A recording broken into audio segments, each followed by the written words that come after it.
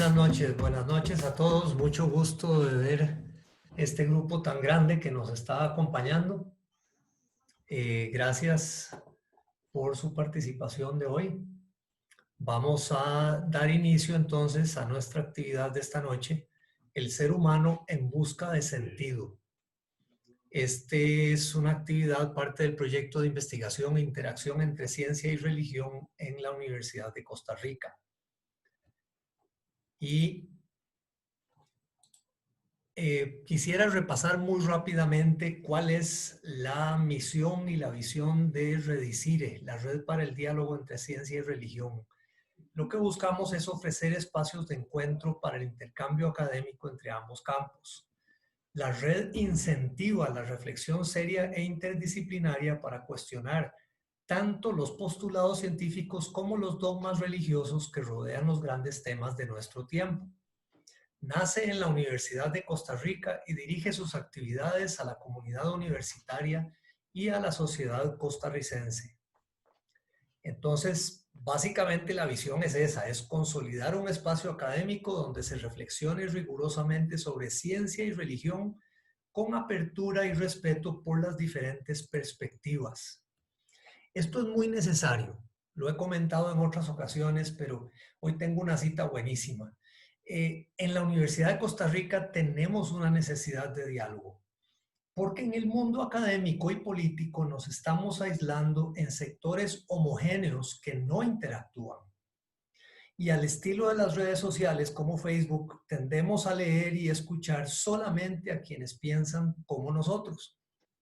Vean qué interesante esta cita que encontré de un filósofo que ya en paz descanse, que se llamaba Dallas Willard. Dice: hoy encontramos tanta apertura al diálogo en las universidades como en los restaurantes de camioneros y en las salas de belleza. Es decir, no estamos dialogando mucho y este espacio es muy importante. Rodrigo Facio, nuestro ex rector, dice: el día en que la universidad estuviera al servicio de un poder político o de una confesión religiosa o de una tendencia antirreligiosa mutiladora de la integridad de la vida interior o de un sectarismo o de una discriminación racial o de un privilegio económico o de una distinción social, ese día sería, pese a las brillantes apariencias y a las frases elaboradas con que se pretendiese disimularlo, el día de la liquidación de la vida espiritual creadora en la institución y por ende el fin de ella misma. ¿Cuál es nuestra expectativa en esta noche y en general?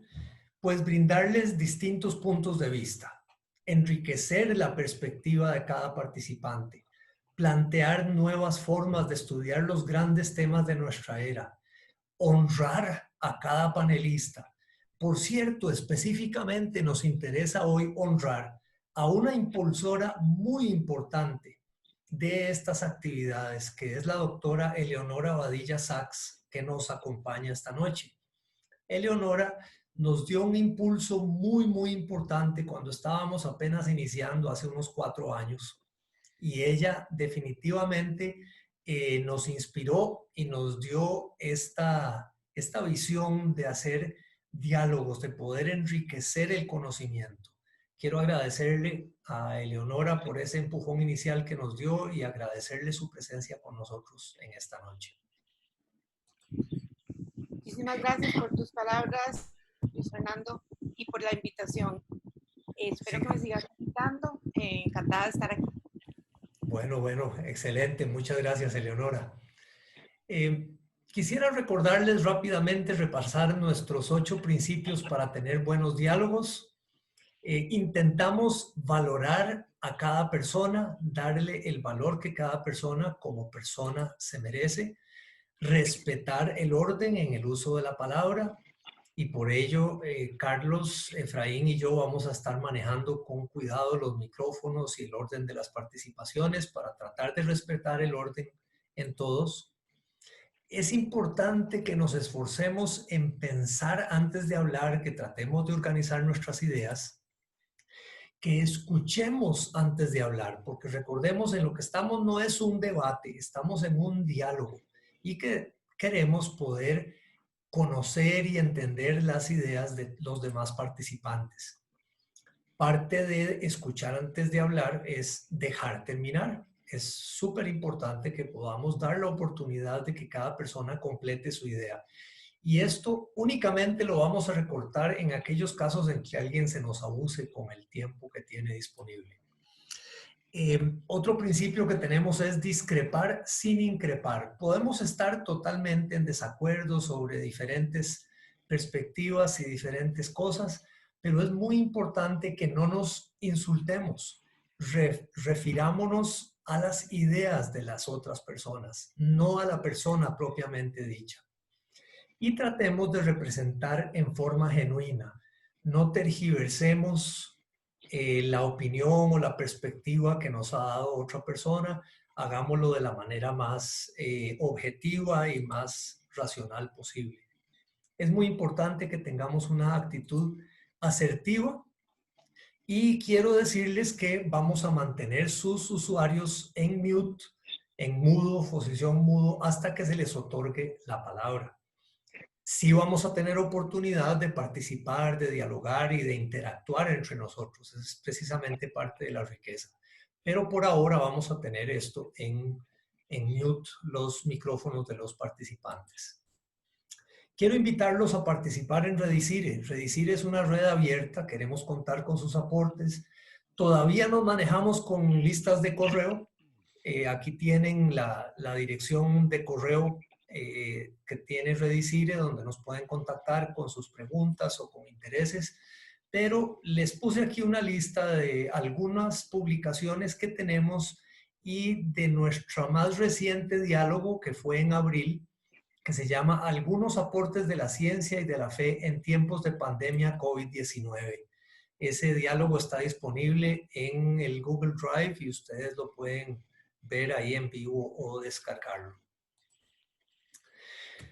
Bien, a manera de introducción para la actividad de hoy, necesito que cada uno de ustedes, cada una de ustedes piense, ¿por qué estoy presente en este diálogo? O puesto en otras palabras, ¿qué es lo que busco con mi participación de hoy?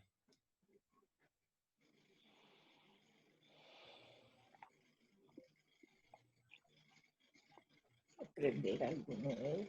Y no se me cortó el internet, no me quedé congelado, les estoy dando tiempo de que lo piensen un poco, piénsenlo bien. ¿Por qué saqué el rato para estar presente en este diálogo?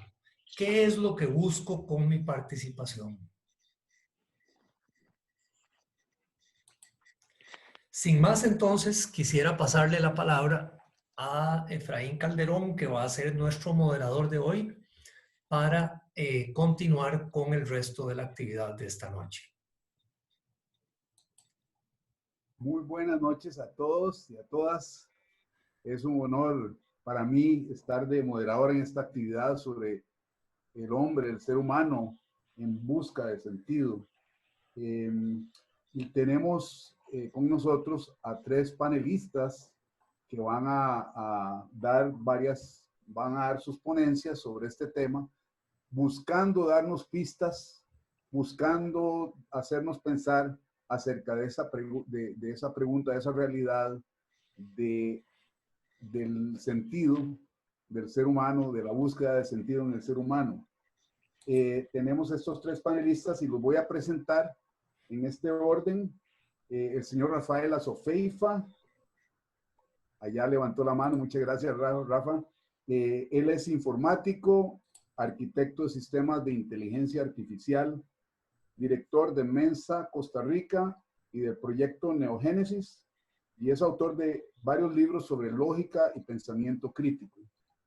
Tenemos también a la doctora Eugenia Rodríguez, que le pido que, sí, salude, gracias Eugenia, que ella es psicóloga, psicopedagoga y educadora, especialista en logoterapia, vicerrectora de bienestar estudiantil, docente universitaria e investigadora a nivel de educación superior.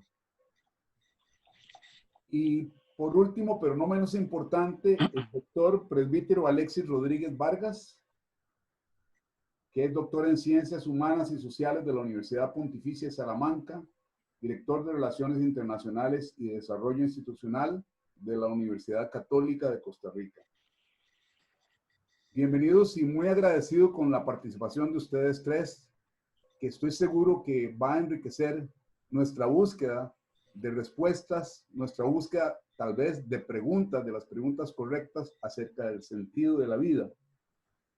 Quisiera, para efecto de el estimable público que nos visita, que está con nosotros y nos honra, dar algunas breves explicaciones de orden logístico.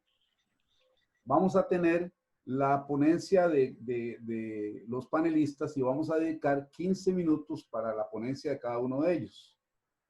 Después vamos a tener una encuesta que se le va a hacer al público, una encuesta muy rápida, y luego vamos a tener 15 minutos para que ustedes, estimable público, puedan hacerle preguntas a los panelistas. Obviamente, jugamos con un tiempo limitado y entonces no vamos a poder probablemente dar lugar a todas las preguntas, pero es muy importante que las hagan. Y luego de este rato de 15 minutos de preguntas, vamos a dividirnos en más o menos seis grupos de Zoom, donde cada grupo va a tener un moderador.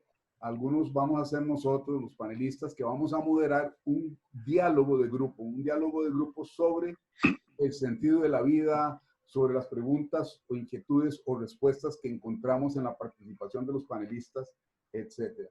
Ya con esta actividad de grupos estaríamos orientándonos hacia el final de la actividad de esta noche. Muy bien, vamos a tener en el orden de presentación primero a Rafaela Sofeifa, luego Eugenia Rodríguez y por último a Alexis Rodríguez. Le doy la palabra entonces en este momento a Rafael. Perfecto, muchas gracias por la invitación. Saludos a Alexis, a Eugenia, a Eleonora y al resto de las personas.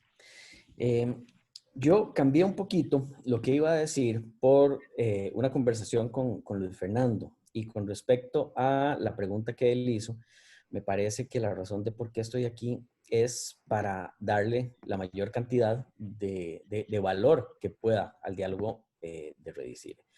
Y en este sentido, me gustaría presentarles la visión, tal vez, no de un ateo, sino más bien de un humanista. Un ateo, por definición, no tiene una posición ante las cosas. Nada más niega la existencia de dioses, pero no va más allá. Pero como humanista y como naturalista, sí podría, yo creo que, dar ciertos aportes.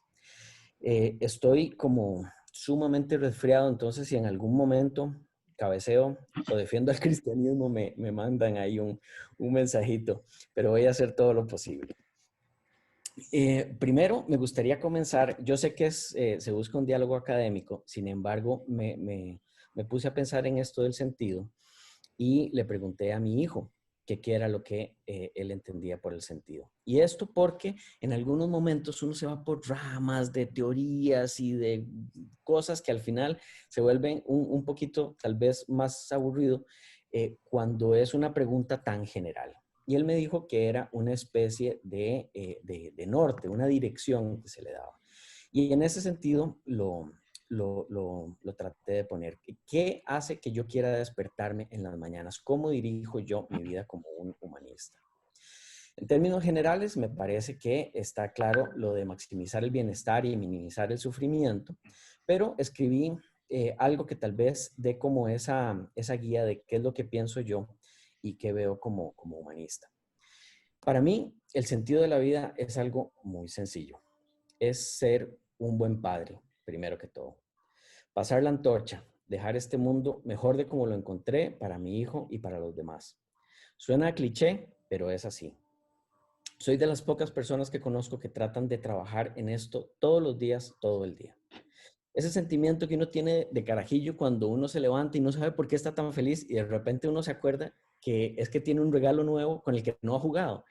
Yo me levanto así la mayoría de los días. No todos y a veces no por días o por semana. Pero no puedo creer la suerte que tengo de estar vivo. Es un ente cuatrillones. Y así que trato de sacarle el jugo al día, todos los días, como si fuera morder una caña de azúcar hasta sacarle la última gota. Que no se puede tener un sentido si uno es ateo, lo que creen algunos, que no tenemos nada por lo cual vivir, es justamente lo contrario. No tenemos nada por lo cual morir. Tenemos todo para lo cual vivir. En mi oficina tenía, porque ahora trabajo de la casa, el número 1440 escrito en grande en un espejo. Es el número de los minutos que tiene un día y era mi recordatorio de que la vida es finita y que hay que aprovecharla todos los días, todos los minutos. Yo dormía 4 horas para sacarle más el jugo a todos los días hasta que supe que durmiendo 8 el resultado iba a ser mejor. Así que traté de comenzar a hacer eso, aunque no me dé el resultado en algunos casos. Yo veo a mi hijo a los ojos y me parece muy extraño que no haya una palabra más grande que amor, porque la siento limitada en todo sentido. A veces lo abrazo y me hace falta, justamente cuando lo estoy abrazando. Es tanto el amor que se desborda hasta querer estar con él más que el hecho de estar con él. Tengo una novia que al verla todos los días me pregunto cómo es posible que esté conmigo y siento que he ganado la lotería. No ha pasado un solo día desde que nos conocimos, hace ya muchos años, en que no la haya hecho reír. Tengo una madre por la que siento admiración que solo tienen los hijos que han visto el sacrificio muy por encima de cualquier otra madre y a quien quiero ver feliz todos los días. Casi a diario me despierto emocionado por mi trabajo. En él puedo cambiar la forma en que las personas llevan su vida a través de tecnología de punta. Invento cosas que no habían sido creadas y que ayudan a otros y que les hacen tener una mejor vida. Me despierto emocionado por el trabajo de divulgación científica que hago, por los libros que escribo, por saber que estoy ayudando a muchos a dejar de creer en seres mágicos a los que deben anteponer a cualquier otro ser querido, por más que lo amen. A lectores y seguidores de mi podcast, ayudando a sacarle el mayor provecho a esta vida, porque saben que no es una vida secundaria en función de otra. Me levanto queriendo aprender, leo todo lo que puedo, aprovecho cada minuto que voy en el carro o que tenga libre con audiolibros, los que dejo de oír cuando me quedo dormido.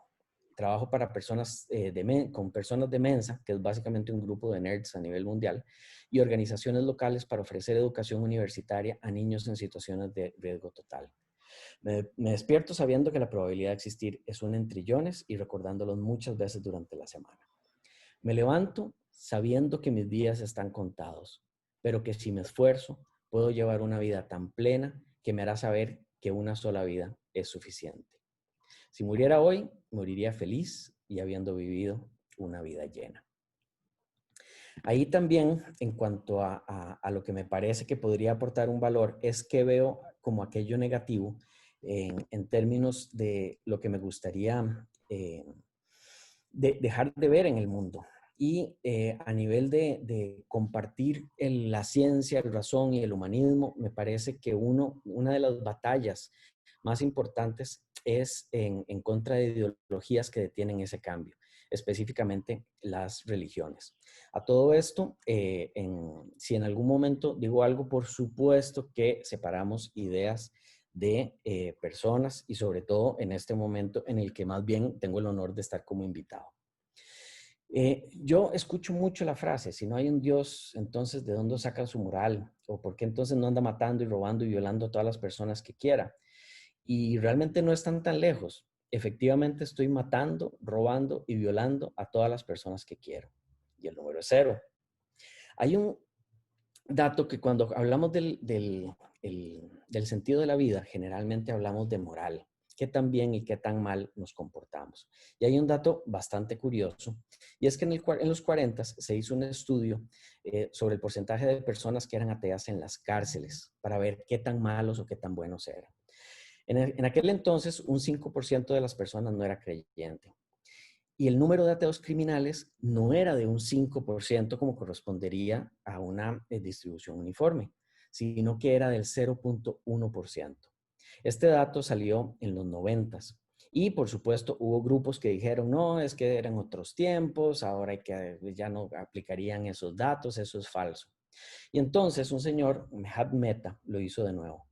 Ya no era un 5% de ateos, sino que era un 10% de la población. Y el porcentaje efectivamente era distinto. No era de un 10%, ni tampoco de un 5%, ni tampoco de un 0.1%. Era de un 0.05%. Esto lo que me parece es que debería dejarnos algo muy claro fuera de dónde obtenemos la moral y todo esto, pero hay un dato que sí me parece importante y es que no se necesita ninguna religión ni creencia en ningún Dios para llevar una vida correcta. En esta segunda parte me gustaría que consideremos un momento, consideremos la luna y tratemos de imaginar. Y es un ejercicio que yo hago y que generalmente es un ejercicio como de meditación y de humildad. Y es tratar de ver cómo veríamos la luna en hace 3.000 años, 5.000 años.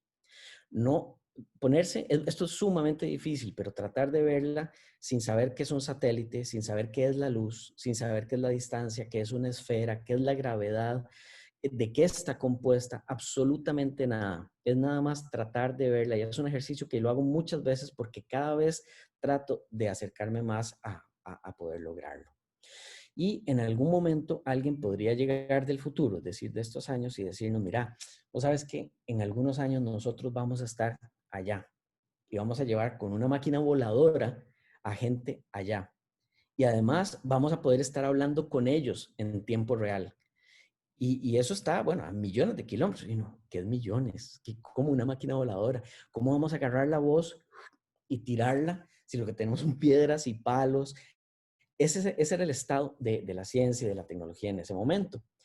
Y esto es sumamente importante porque en este momento estamos en una situación muy similar.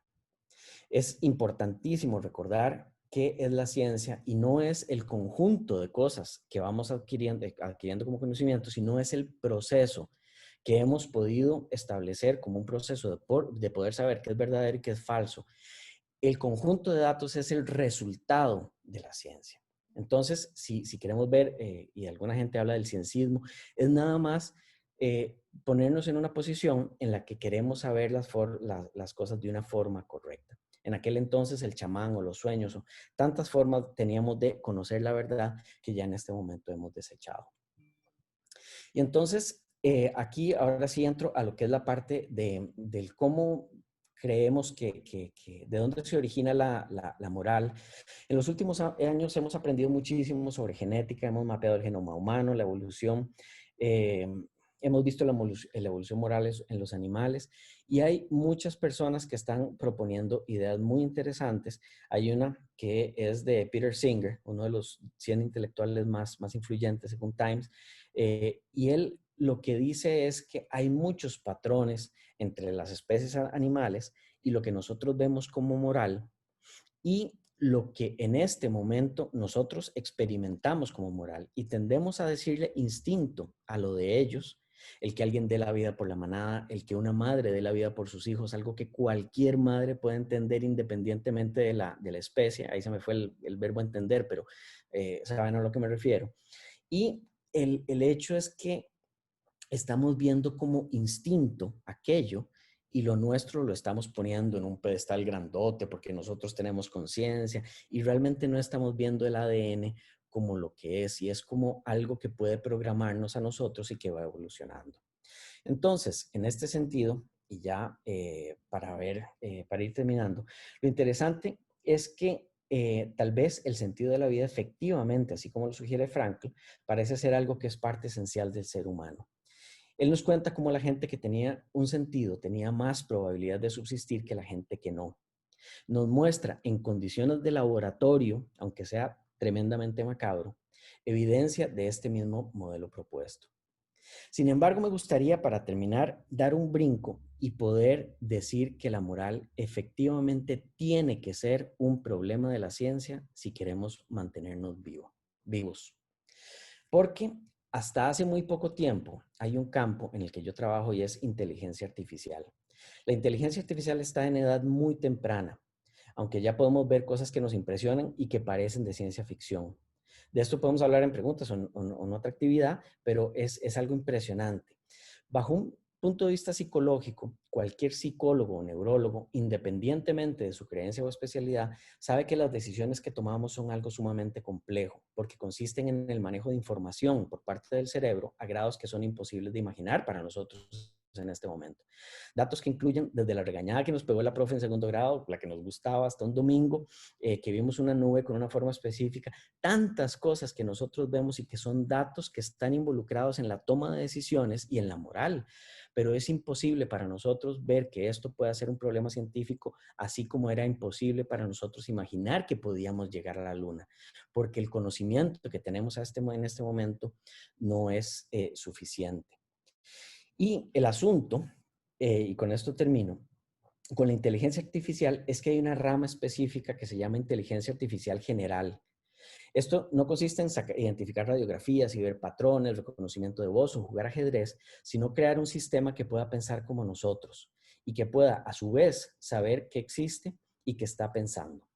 Para quien no esté en la industria, esto podría sonar a una película de Hollywood, pero estamos avanzando tan rápido que los expertos dicen que esto no va a pasar dentro de unos 50 años. El problema al que nos enfrentamos es que no podemos dejar que estos sistemas comiencen a funcionar si no tenemos claro lo que harán a nivel de un marco ético-moral. Tenemos que definir ciertos límites para poder contener hasta donde se pueda el potencial impacto que tendrían para nosotros estas máquinas. Un sistema de estos, con base en información actual, podría aprender en un par de horas lo que un ser humano podría aprender en 20.000 años. Y esto tenemos que verlo como un problema de límites morales que tenemos que atender en este momento y no después, cuando ya se estén desarrollando intereses de bancos, farmacéuticas, Google, IBM y un montón de intereses comerciales. Rafa, sí. Tenemos que terminarte el tiempo. Perfecto. Y que sea ya en el rato de siguiente podrás continuar o hablar de esto. ¿Está bien? Pura vida. Muy contenta de estar en este espacio compartiendo. Bueno, vamos a hablar sobre el sentido de la vida. El sentido de la vida es un camino personal, único, individual, que cada uno, cada una debe recorrer, construir a lo largo de la vida. Justamente el doctor Viktor Frankl, en su obra maestra, que al español se tradujo como El hombre en busca de sentido, y que si quisiéramos hablarlo en un lenguaje más inclusivo diríamos el ser humano en busca de sentido, él expuso en esta obra justamente todo lo que eran los fundamentos de la logoterapia, que se entiende como la terapia de sentido. Y voy a hablarles un poco sobre este tipo de terapia y sobre los planteamientos del doctor Frankl, básicamente en esta obra, ¿verdad? La logoterapia fue una propuesta que él fue construyendo mucho antes de que se diera la Segunda Guerra Mundial y que él tuviera la lamentable experiencia de estar en 4 campos de concentración diferentes, ¿verdad? Y todas las experiencias que vivió allí. Él había iniciado sus escritos como neurólogo y psiquiatra que era. Había tenido a lo largo de la atención de sus pacientes la inquietud de que muchas de estas personas que le visitaban tenían un profundo vacío existencial, ¿verdad? Y que no tenían la claridad de cuál era el sentido de su vida. Entonces él comienza a generar su propuesta que consistió en la logoterapia, ¿verdad? Entendida como la terapia de sentido, que busca que el ser humano encuentre a través de diferentes estrategias el sentido de su vida y lo vaya construyendo a lo largo de las diferentes etapas por las que está pasando. En la logoterapia justamente lo que quiere es que la persona se enfoque hacia dónde quiere ir, qué es lo que la mueve, cuáles son sus motivaciones, qué debe hacer para trascender en la vida, ¿verdad? Y en la totalidad de los casos no es una decisión individual y que se vive consigo misma, ¿verdad?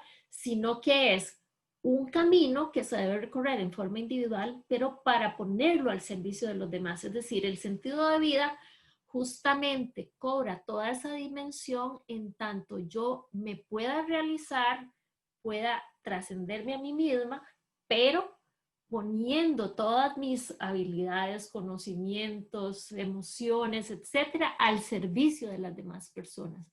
En ese sentido, entonces es que se va construyendo este sentido de la vida. Bueno, entonces el sentido de la vida es encontrar un propósito, pero asumiendo una responsabilidad conmigo misma, ¿verdad? Que tiene que ver con mi propio bienestar. Y aquí entonces entramos a hablar de lo que son las dimensiones que Viktor Frankl hablaba que tiene toda persona, ¿verdad? Hablaba de una dimensión física, entonces como parte de mi autocuidado, de mi trascendencia, mi realización, yo debo cuidar mi dimensión física, ¿verdad? Entonces aquí va la alimentación, el ejercicio físico, bueno, todo lo que tenga que ver con a nivel corporal. También habla de una dimensión emocional o psicológica, ¿verdad? Mental, que es muy importante de cuidar y sobre todo ante dificultades como las que estamos viviendo en este momento. Y una dimensión existencial o espiritual. Espiritual en un sentido no religioso, sino espiritual en un sentido de entender hacia dónde voy en mi vida, ¿verdad? O sea, por eso hablamos de una dimensión existencial. Entonces, la persona tiene esas dimensiones, física, psicológica y existencial. Y bueno, más recientemente, quienes después de Viktor Frankl han seguido en sus procesos de investigación y sus propuestas, han hablado de una dimensión social, ¿verdad? Y en esta dimensión social, por supuesto, tiene que ver con todas las interacciones que establecemos con otras personas e inclusive con el ambiente, ¿verdad? Entonces, en tanto yo me desarrolle en todas mis dimensiones, voy a ser una persona más feliz, una persona que voy a alcanzar el bienestar y, por supuesto, esto me va a facilitar encontrar el propósito de mi vida, ¿verdad? Entonces, Viktor Frankl nos decía que si tenemos claridad en todos los por qué relacionados con estas dimensiones, cada vez nos vamos a sentir mejor y vamos a encontrar con más facilidad cómo solventar las situaciones difíciles, ¿verdad? Ante las que nos enfrentamos en la vida. Entonces, aquí tenemos que hablar de algo que es inherente a la persona, ¿verdad? Y que tiene que ver con el sufrimiento. El sufrimiento lo vamos a ver como una carencia de bienestar, que puede que sea en un tiempo corto, puede que sea algo más prolongado, puede ser que sea sostenido en el tiempo, ¿verdad? Pero entonces aquí la actitud con la que la persona enfrenta ese sufrimiento es justamente lo que le va a hacer encontrar el sentido de su vida. Es decir, si yo tengo una situación compleja, una situación difícil como la pandemia o como cualquier otra que estemos viviendo, como una separación o cualquier situación que nos pueda traer dificultades ante la vida, esa aceptación, esa toma de conciencia de cómo estoy viviendo esa realidad, me va a dar un sentido para enfrentar ese momento y me va a llevar hacia el sentido de mi vida plenamente, ¿verdad? Entonces, la forma en que nosotros enfrentamos el sufrimiento es aprendida, ¿verdad? Aquí tenemos que hablar de aprendizaje social. Nosotros, ¿cómo tenemos ese aprendizaje social? Bueno, interactuando con otras personas desde los primeros días de nuestra vida, ¿verdad? En primera instancia, aprendemos de nuestros familiares o las personas que nos cuidan, cómo reaccionamos, cuáles son nuestras emociones, cómo reaccionamos ante las dificultades, ¿verdad? Entonces, así como la esperanza y ese sentimiento, esa actitud positiva es aprendida, de la misma forma podemos decir que la desesperanza también es aprendida, ¿verdad? Entonces, de aquí la importancia de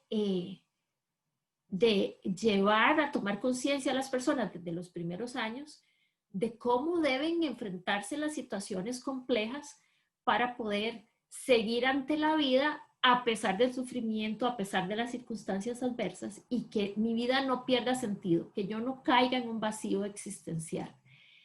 Que justamente las estadísticas a nivel mundial nos reflejan cómo cada vez más se dan procesos depresivos. Bueno, hace poquitos días tuvimos en Costa Rica el recordatorio de la importancia de la prevención del suicidio, ¿verdad? Creo que fue el 10 de septiembre que se celebraba el Día de la Prevención del Suicidio, porque todas estas situaciones que tienen que ver con la salud mental, la física, la existencial, se han ido incrementando, ¿verdad?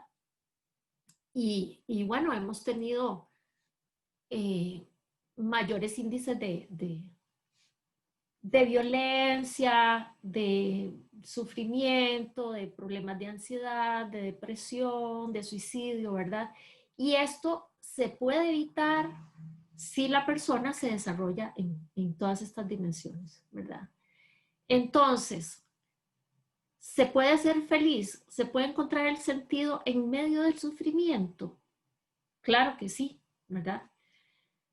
Veamos la situación concreta de la pandemia. Tenemos 5 meses, quizá un poquito más, de estar viviendo una situación compleja en la que se ve el desempleo, en la que hemos estado en tiempos de aislamiento social, en la que nos hemos sentido preocupados y preocupadas por situaciones de posible contagio, ¿verdad? Y todo esto va generando una situación de carga emocional y física que nos puede agobiar. Si nosotros en medio de esta situación que estamos viviendo encontramos un sentido a esto y nos empezamos a preguntar, ¿qué puedo aprender de esta situación? ¿Qué ventajas y qué oportunidades tengo de crecer, de trascender, de apoyar a otras personas? ¿Puedo crecer en medio de estas circunstancias? ¿Realmente puedo ser empática conmigo mismo y con las otras personas para ayudarles a solventar estas dificultades? En medio de todo esto, de lo que estoy viviendo, soy una persona agradecida. Valoro todo lo que tengo a mi alrededor. Soy capaz de mantener un estado emocional estable en medio de estas situaciones difíciles. Busco cómo enfrentar estos nuevos cambios. ¿Me puedo adaptar a estas nuevas circunstancias? ¿Qué voy a hacer después de que pase la pandemia? ¿Cómo lo voy a continuar enfrentando? ¿Qué ventajas, qué beneficios he obtenido a lo largo de todo esto? Si mi perspectiva de vida, si mi actitud hacia la vida va en esa línea, entonces yo le estoy encontrando un sentido a esta situación adversa que estoy viviendo. Le estoy encontrando un sentido a mi vida en medio de esta situación que me puede provocar estrés, sufrimiento y bueno, todo lo que ya anteriormente hemos hablado. Entonces, esto quiere decir que la persona debe preguntarse por el sentido de su vida en todas las etapas en las que atraviesa y en situaciones difíciles, pues también, ¿verdad? Decía Víctor Frankl, digámosle sí a la vida a pesar de todo, ¿verdad? Entonces, aún cuando tengamos estas situaciones difíciles, respondámosle sí a la vida, ¿verdad? Tengamos esperanza. Y bueno, todo esto del sentido de vida también está relacionado con la libertad, con la toma de conciencia, que son palabras claves en todo lo que Víctor Frankl nos planteaba, ¿verdad? Yo como ser humano tengo la libertad de escoger cuál es el sentido de mi vida, nadie me lo va a imponer, ¿verdad? Entonces, tengo que conocerme y a través de esa libertad tomar decisiones para realizarme y poner todo lo que yo tengo al servicio de las otras personas. Buscar la autotrascendencia, ¿verdad? dejar mi huella de sentido en la vida, en mi camino a lo largo de la vida. Entonces, quiero cerrar mi participación pidiéndoles que reflexionemos todos sobre el sentido de nuestras vidas, si lo tenemos claro y si en medio de estas circunstancias adversas que hoy estamos viviendo, hemos encontrado ese sentido en la vida. Muchas gracias. Muchísimas gracias. Es un honor acompañarles en esta reflexión, particularmente a Eugenia y a Rafa, de los que he aprendido las 2 veces que los he escuchado y me hace sentir como que muchas de sus ideas ponen palabras a sentimientos y a emociones que tengo y que puedo compartir. Cuando me preguntan acerca del sentido de vida desde la perspectiva de Frankl o desde otras perspectivas, me resulta algo muy, muy existencial y creo que nos sucederá así a la mayoría de los que estamos acá en esta noche, que le pregunten a uno por qué está aquí, para qué se levanta, por qué trabaja, cuáles son sus sueños, cuáles son sus proyectos. A veces me parece que la sociedad no enfatiza este tipo de preguntas y más bien como que las va adormeciendo, ¿verdad? Y creo que cuando se adormecen estas preguntas, simplemente se va sobreviviendo más que viviendo. Desde la perspectiva personal, cuando me cuestiono sobre mi sentido de vida, inmediatamente trato de responderlo probablemente por todo lo que he señalado antes, por mi formación, como desde 2 ejes. Hay una parte que como psicólogo tengo claro y hay otra parte que como sacerdote también tengo claro.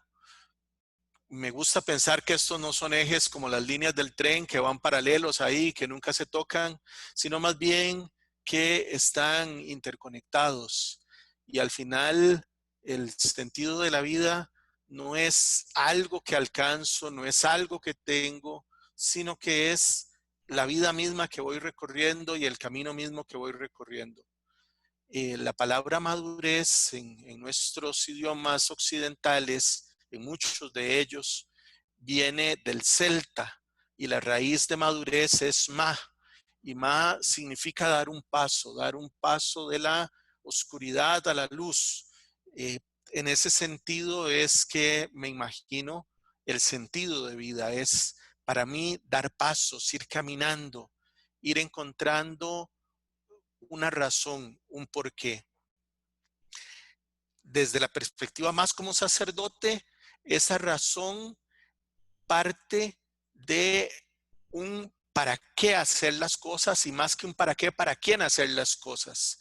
Es a quiénes estoy sirviendo, a quiénes estoy acompañando, a quiénes estoy escuchando, con quiénes estoy compartiendo llantos o compartiendo risas, compartiendo el pan o compartiendo una buena discusión.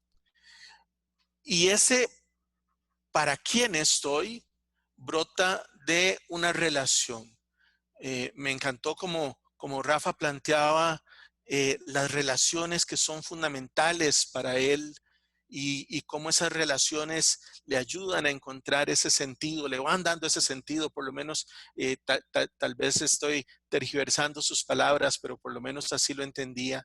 Y me parece que para mí es igual. El Papa Benedicto dice que uno no empieza a ser cristiano por una decisión ética. Cuando la religión se convierte en ética, se convierte en poder. Y que uno no empieza a ser cristiano por una gran idea. El Papa Benedicto dice se empieza a ser cristiano a partir de un encuentro con alguien, de una relación con alguien. Y entonces el sentido de la vida en mi caso lo voy encontrando a partir de la misión y esa misión brota de un encuentro. Desde la perspectiva psicológica, habiendo conocido distintos autores y distintos enfoques. Hoy en día hay un autor que cuando pienso en sentido me gusta citar, que trabaja algunas cosas similares a las de Frankl y le va dando algunas otras cosas. Y es Martin Seligman. Y Seligman dice que su teoría es una teoría del bienestar. Y para recordar la palabra, usa una técnica ahí, mnemotécnica, con la palabra perma. Y entonces dice que el bienestar está generado por las emociones positivas, aquellas que me permiten ir creciendo e ir floreciendo, ir sacando lo mejor de mí y lo mejor de las otras personas. Y la E es engagement, es estar injertado en algo, es pertenecer a algo más, y por eso íntimamente ligado al engagement ellos hablan de fluir, ¿verdad? Y yo me imagino, seguro porque crecí entre cafetales, cuando le desgajábamos una rama de la mata de café a mi abuelo y la savia dejaba de fluir a esa rama y se moría, y cuando mi abuelo injertaba una matita en otra rama y permitía que la vida fluyera. Entonces, el bienestar pasa por eso, cuando estamos injertados en cosas más grandes. Las relaciones positivas, la M de PERMA tiene que ver precisamente con esto, con el meaning, con el sentido, con lo que me va ayudando a dar cada paso. Y la A con los logros, con las metas que se van alcanzando. El riesgo, cuando lo mira desde la perspectiva de Seligman, es considerar que el sentido podría ser algo muy individualista. Que esté yo bien y que yo esté tranquilo y que yo tenga por qué vivir y que yo pueda hacer todo esto y las otras personas no me preocupan.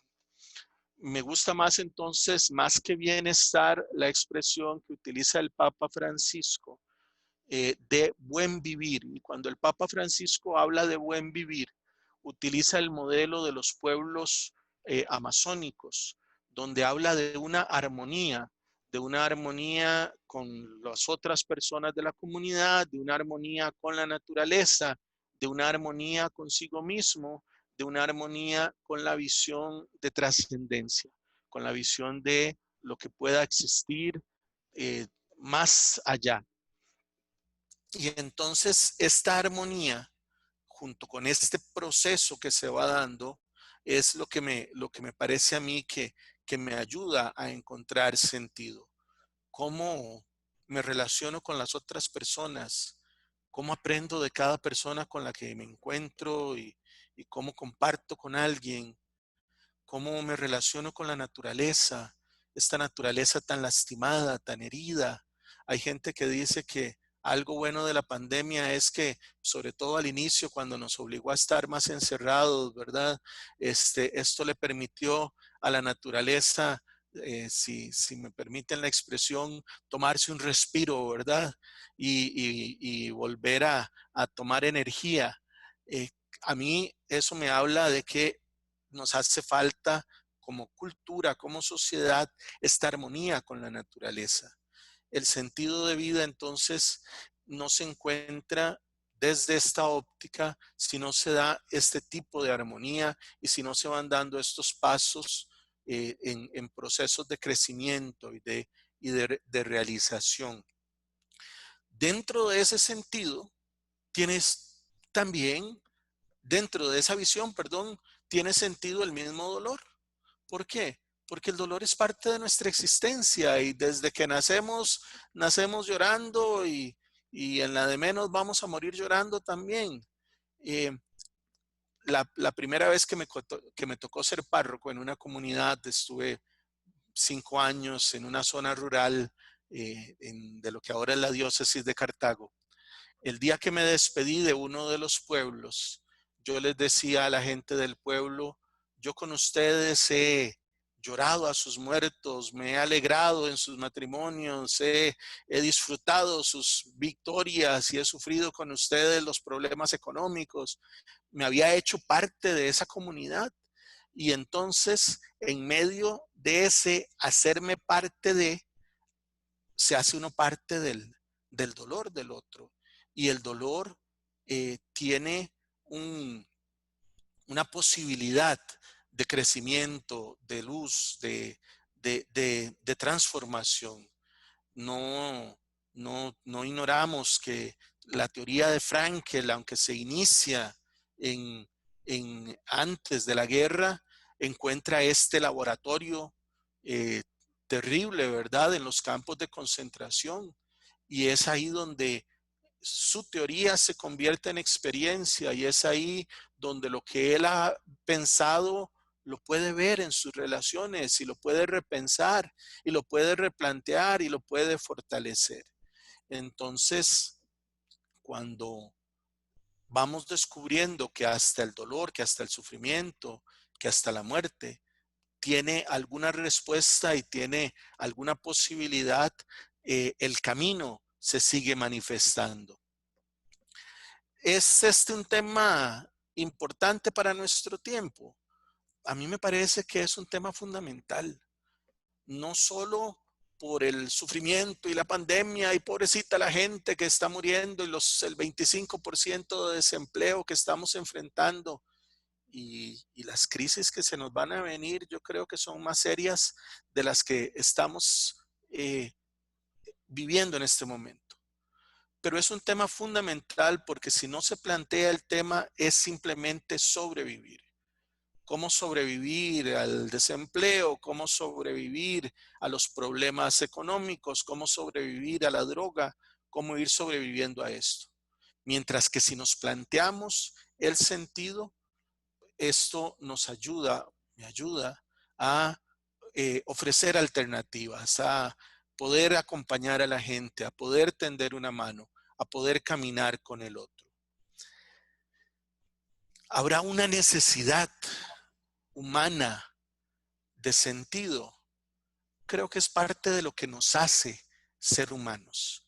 Y encontramos el sentido en el trabajo, o en la persona, o en mí mismo, o encontramos el sentido en una relación profunda de amor con el trascendente. Le vamos encontrando. Nuestra cultura me parece, no lo ve tan sencillo esto. Zygmunt Bauman dice que pasamos de una modernidad sólida a una modernidad líquida, y que el reto de la modernidad líquida es aprender a vivir en una sociedad sobresaturada de opciones y acompañar a las generaciones futuras a vivir en medio de todas estas opciones. Cuando las opciones simplemente son cuestiones materiales que ahogan las preguntas existenciales, corremos un riesgo. Cuando aprendemos a descubrir en el otro, en la naturaleza, en la creación, en nosotros mismos, un valor que nos dice, no es casualidad que estemos aquí, entonces yo creo que ahí vamos encontrando el para dónde vamos. El Papa Francisco dice en uno de sus documentos que se llama Laudato Si, que habla sobre la creación, que todo está conectado. Al final de cuentas, el sentido que yo le pueda dar a mi vida tiene que estar conectado con el sentido que ustedes le puedan dar. Cuando logramos hacer eso, independientemente de que pensemos de manera diferente o que creamos cosas distintas, vamos en un camino que nos ayuda a ir encontrando las respuestas a las cosas que cada día nos preguntamos. Muchísimas gracias por la atención. Estos son los resultados de la encuesta rápida que se realizó durante el diálogo abierto El ser humano en busca del sentido. Para mí, el sentido de la vida es principalmente algo que uno mismo se inventa, 2.5%. 41.02% dijo que es principalmente algo que uno tiene que descubrir en la vida. El 48.7% dijo que es principalmente algo que voy descubriendo y construyendo con Dios. Y el 7.6% dijo otro. Para mí, la ciencia y la tecnología son mi principal fuente de sentido en la época moderna, 8%. Un 10% dijo que la fe es mi principal fuente de sentido en la época moderna. Un 74% dijo que la fe y la ciencia, ambas pueden aportarle sentido al ser humano en la época moderna. Y un 8% dijo que ni la fe ni la ciencia le aportan sentido a su vida. El confinamiento y la pandemia. Un 8% dice que ha provocado una crisis de sentido y un desencanto nunca vista en la civilización occidental. Un 87% dice que han puesto al desnudo una crisis de sentido y un desencanto que venía desde hace mucho en la civilización occidental. Y un 5% dice que no existe la llamada crisis de sentido ni el desencanto en la civilización occidental. Para el 31%, la sociedad moderna, redes sociales, medios, ciencia y tecnología facilita encontrar o construir un sentido de la propia existencia en las crisis. Un 36% dice que no, que dificulta más bien encontrar o construir un sentido de la propia existencia en las crisis. Y un 33% dice que ni facilita ni dificulta encontrar o construir un sentido de la propia existencia en las crisis. Para el 51%, los medios de comunicación masiva tradicionales durante la pandemia no han ayudado a las personas a buscar un sentido a toda la situación. El 18% dice que durante la pandemia han ayudado a las personas a buscar un sentido a toda la situación. Y el 31% dice que no tienen un rol de ayudarle a las personas a buscarle un sentido a las situaciones de la vida. Finalmente, los medios de comunicación durante la pandemia orientaron a la gente a confiar en la ciencia médica sobre todo lo demás, un 18%. Un 0% dice que durante la pandemia orientaron a la gente a buscar sentido en la fe sobre todo. Y el 51% dice que los medios de comunicación tienden a robarle el sentido de la vida a la gente con su negativismo. Y el 31% dice que ninguna de las anteriores. Sospecho que los que estamos acá tenemos un conocimiento básico del tema, pero me pregunto, ¿cómo se comienza a hablar del sentido con la gente que ridiculiza la búsqueda espiritual o la superación personal, o que simplemente están tan encerrados en el propio sufrimiento? Está muy interesante la pregunta. Bueno, yo voy a contestar desde el punto de vista de la logoterapia, ¿verdad? Habíamos mencionado que la logoterapia habla de la espiritualidad desde un enfoque existencialista, ¿verdad?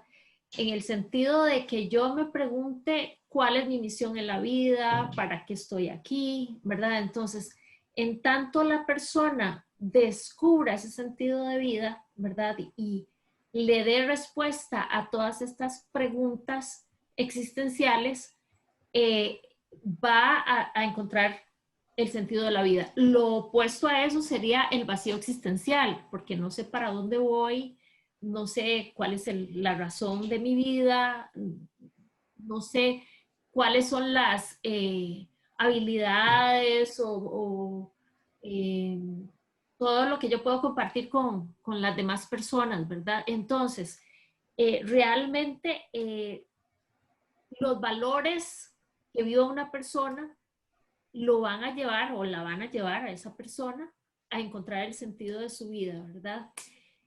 Dentro de la elección espiritual, pues cada persona encontrará y forjará su propio camino. La fe es importante, ¿verdad? La fe nos da esperanza, la fe reafirma los valores. Sin embargo, yo estoy hablando de una espiritualidad que tiene que ver con el existencialismo, ¿verdad? Con el encontrar la respuesta a para qué estoy en este mundo. Hay otra pregunta que dice, me pregunto si en nuestra misma relación con otras personas, bueno, le voy a dirigir esta pregunta a Alexis. Me pregunto si en nuestra misma relación con otras personas, valorándolas por quienes son y disfrutando con ellas, podría suceder que salgan un poquito de sí mismas, así como salimos nosotros de nosotros mismos. A mí me parece que sí, que cualquier relación implica salida, implica abrirme a un espacio, abrirme a conocer a alguien. cuando no estoy con esa actitud de apertura, entonces me voy cerrando y me voy preocupando solamente por mí mismo. Desde mi óptica, yo coincidiría con la forma en que se plantea la pregunta. Relacionarme con otros, relacionarme con la naturaleza, relacionarme con un montón de cosas, genera en mí esta actitud de apertura que me permite caminar en busca de sentido. Gracias, Alexis.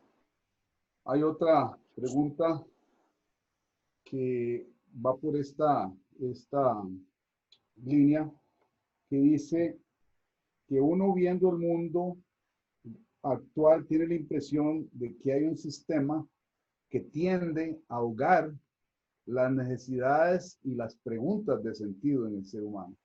Es decir, este sistema está conformado por la prisa, la velocidad, la productividad, el consumo, etcétera, etcétera, y tiende a distraer a las personas de esas preguntas importantes acerca de su propia vida. Se habló de la depresión, se habló del suicidio. Entonces la pregunta es, ¿cómo hacer para crear comunidades de sentido? O sea, ¿qué podemos hacer para crear comunidades de sentido, en el sentido de personas que están buscando ese sentido, que están autotrascendiéndose, que están construyendo puentes hacia el otro, versus comunidades de sinsentido, que pareciera ser lo que prevalece alrededor nuestro? Esa pregunta se la dirijo a Rafa. Ya, yo creo que el sentido de comunidad es sumamente importante y es uno de los problemas que nosotros como humanistas tenemos, porque lograr reunir a gente bajo un mismo techo para conversar sobre ciertas cosas, si no le ponemos ciertos ingredientes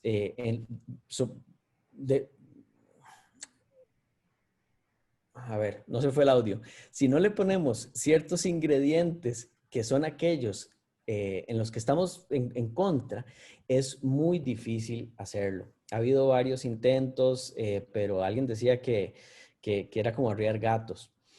Entonces, a mí algo que sí me parece también y que puede sonar que no es muy intuitivo, es que para mí el sentido de la vida puede ser determinado, uno determinado, pero yo no puedo juzgar cuál es el sentido de otra persona. Y yo no puedo decir que tal vida está vacía porque piensa las cosas de una manera diferente.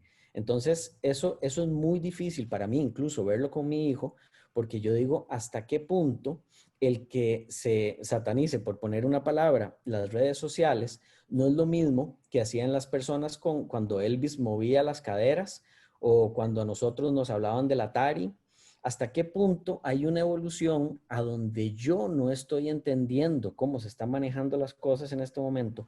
Van en contra de todo lo que yo creo importante, pero ¿cómo digo yo que lo mío es correcto y lo de los demás no? Entonces, me parece que es sumamente difícil. Yo hago lo que puedo con la gente con la que puedo, pero sí es un trabajo diario.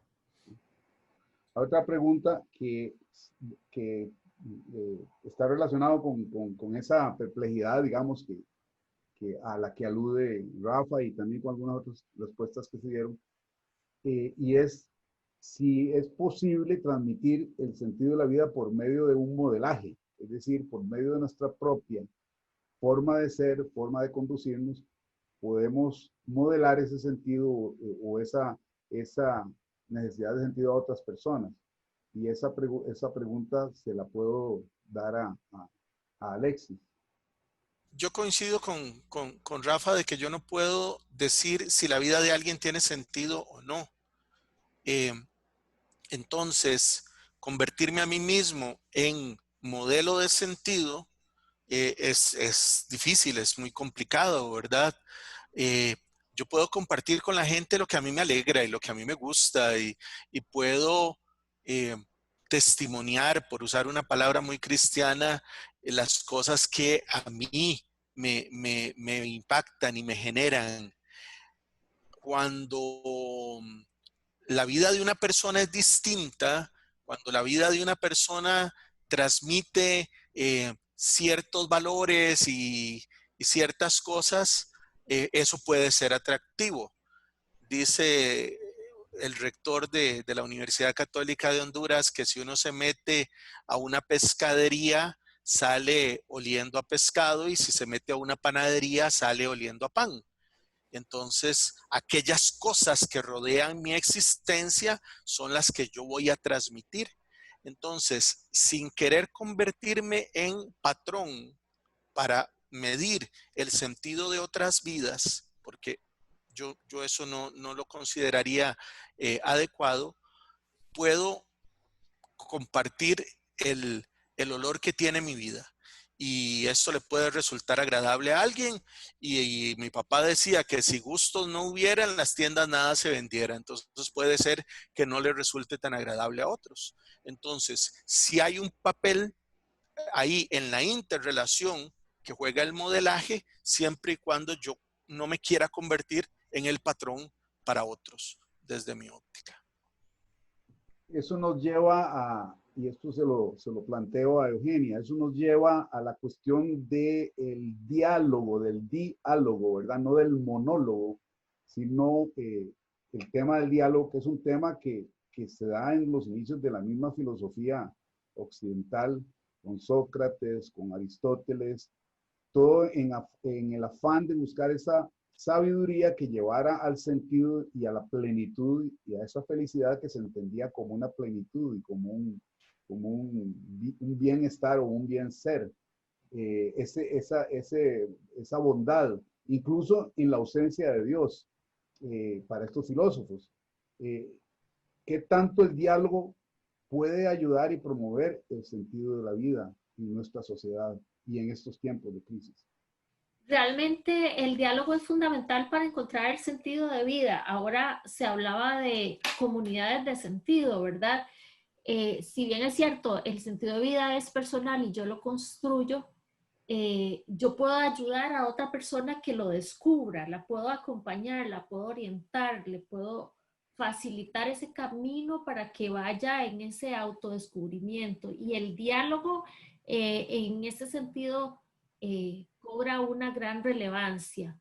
De hecho, una de las técnicas que se utiliza dentro de la logoterapia es el diálogo socrático, ¿verdad? Justamente para esa búsqueda de sentido. Entonces, dialogar con todas las personas me puede ayudar a aclarar definitivamente el sentido de vida. Excelente. Otra pregunta, que esta pregunta me surge a mí, viendo lo que estamos haciendo aquí en este momento, es Rafa, que tiene una postura, digamos, él quiso bajar ese perfil, pero es bueno decirlo, tiene una postura que no es religiosa, que es atea, digamos, pero él dice es humanista.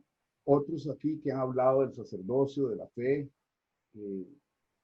Sin embargo, hay una constante o una punto de partida entre todos nosotros, a pesar de los diferentes que somos y los diferentes puntos de vista, y es que todos necesitamos un sentido, necesitamos ese impulso, esa motivación de la que hablaba Rafa. Él la plantea en términos de esas relaciones próximas con sus seres queridos, un sentido del amor, un sentido del acompañamiento. Yo diría que, y hago la pregunta, tal vez como para ir terminando, y le hago la pregunta a los tres.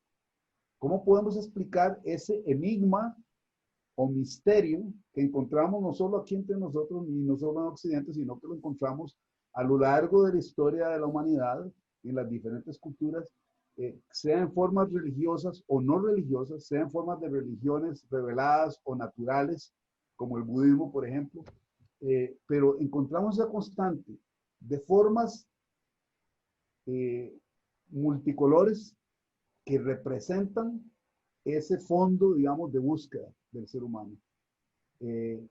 Es un enigma, es un misterio, pero ¿cómo podríamos, encontrando eso que está ahí de fondo, ayudarnos a vivir más? Entonces la pregunta es encontrando ese fondo, ¿cómo podemos ayudarnos a vivir en comunidades de sentido, en comunidades de diálogo, en comunidades de amor? Bueno, yo creo que es importante el poder ver ante la posición de otros. Y algo que hablábamos la vez pasada, ¿de qué se trata una imposición? Y a mí, por eso decía yo al principio que el ateísmo no es una posición ante nada. Un ateo no es o liberal o no está a favor del aborto o no es zurdo o nada, absolutamente nada. El ateo lo único que hace es decir, no hay suficiente evidencia para creer en dioses. Así como todos nosotros somos ateos con respecto a Zeus y a cualquier otro dios, ¿verdad? Entonces, ahí sí me parece, y tal vez aprovechando un poquito para terminar lo que habíamos quedado, el minutito que me faltaba, y una Pero pregunta. contestar la pregunta, ¿verdad? Sí, dale. Sí, y una pregunta que vi aquí también, y tiene que ver con esta misma pregunta, ¿por qué el diálogo puede llegar hasta cierto momento? Y es porque decimos, bueno, entonces, ¿cuál religión es la que tomamos? Ya sea en la pregunta esta sobre si el cristianismo puede aportar a la moral y para responder también la pregunta, ¿qué hacemos? O sea, en el Islam, en versiones extremas, si a mí me violan a una hija, lo que yo hago es matar a mi hija porque me está causando vergüenza.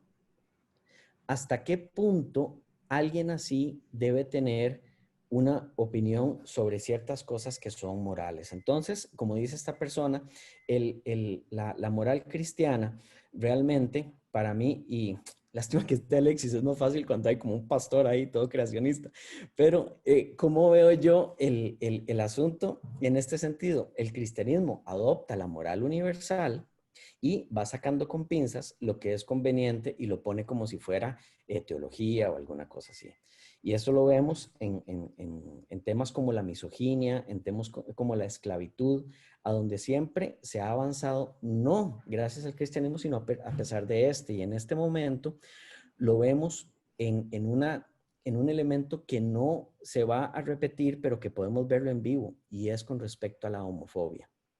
Hasta hace muy poquitos años se hacían chistes, se trataba mal a la gente, se estaba en contra de estos derechos, se decía que era poco natural, y hemos ido en una transición en la cual hemos ido aceptando ciertas cosas y ahora estamos como, bueno, que lo sean, pero que no lo practiquen y qué sé yo. En cosa de muy poquitos años vamos a tener una posición muy distinta todos con respecto a aquellas cosas que creíamos que eran negativas. Entonces, este es otro problema, y es que la moral cambia con el tiempo. Y esta es una de las razones de por qué es importante lograr ciertos elementos, para concluir, lo digo, que sean, que todo el mundo esté buscando, pero en lo que lastimosamente, aquí es donde no podemos avanzar, no puede haber dogmas. Y este es el problema que encontramos con este tipo de diálogo. Uno de los libros de Tolkien que a mí más me gusta es el Señor de los Anillos. Las películas no ni las vean, ¿verdad? Pero los libros sí me gustan mucho. Y hay un momento en que hay dos pueblos, unos enanos, unos elfos, que son enemigos, ¿verdad? Y se encuentra uno de los enanos con una de las reinas elfas, y entonces dice que cuando la mira, esperando encontrar los ojos de un enemigo, lo que encuentra son unos ojos que lo comprenden y que le abren una perspectiva diferente. A mí me parece que como humanidad tenemos más cosas que nos unen, y cuando logramos encontrar en la otra persona esa mirada que nos permite crecer, que nos permite descubrirnos, que nos permite valorarnos a nosotros mismos, cuando no tenemos que entrarle con los tacos de frente porque piensa diferente, o no tenemos que mandarlo a matar porque piensa distinto. No tenemos que descalificarlo y hacer mofa de él, porque ¿cómo va a pensar en el siglo XXI este tipo que todavía existe algo, no sé qué? O sea, cuando logramos mirar al otro y encontrar en la mirada del otro reflejos de nuestra existencia y de esta comunión, creo que por ahí es camino para ir encontrando este tipo de respuestas. Bueno, cuando hablamos de sentido de vida, definitivamente hacemos alusión a 3 palabras clave, ¿verdad? La primera tiene que ver con el amor a uno mismo, el amor a las otras personas, el amor a lo que nos rodea, ¿verdad? El amor definitivamente da sentido a la vida. También tiene que ver con la misión que cada uno sabe que va a desarrollar o que descubre que va a desarrollar en su vida, ¿verdad? El ejecutar esa misión al servicio de otras personas también da sentido a la vida. Y una tercera cosa tiene que ver con la contemplación o el agradecimiento, como le queramos decir, el encontrar todas las cosas positivas que me rodean y poder ser capaz de dar gracias a la vida o a Dios o a lo que creamos por eso que hemos encontrado. Entonces, habrá sentido cuando hagamos las cosas con y por amor, cuando desarrollemos nuestra misión para autotrascender y cuando seamos capaces de contemplar las cosas de la vida y agradecer por ellas. Qué privilegio y qué alegría el haber podido participar con todos ustedes en estas presentaciones tan magistrales de parte de Rafa, de parte de Alexis y de parte de Eugenia. Creo que salimos enriquecidos por todos los puntos de vista y estoy seguro también por la experiencia que yo mismo ahora tuve en el grupo pequeño, increíble compartir en el grupo pequeño. Estoy seguro que todos los demás también. Entonces, pues, por estas palabras, que esta no sea la última vez que nos veamos, que para los próximos diálogos de Redicire podamos contar con su presencia y por ahora, pues, esto sería lo último con lo que quedamos esta noche. Entonces nos despedimos. Que tengan muy buen descanso.